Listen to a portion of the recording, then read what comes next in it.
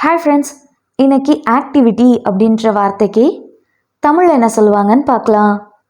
Activity activity இந்த வார்த்தைக்கு தமிழ் என்ன சொல்லுவாங்கன்னா செயல்பாடு, நடவடிக்கை, பணி.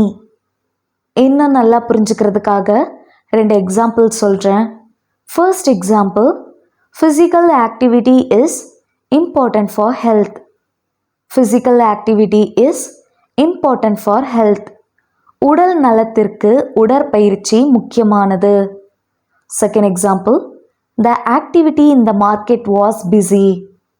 The activity in the market was busy. சந்தையில் நடவடிக்கை பிஸியாக இருந்தது. இன்னொரு வீடியோவில் வேற ஒரு ஆங்கில வார்த்தைக்கு தமிழ் என்ன சொல்லுவாங்கன்னு பார்க்கலாம். அது வரைக்கும் பை பாய்.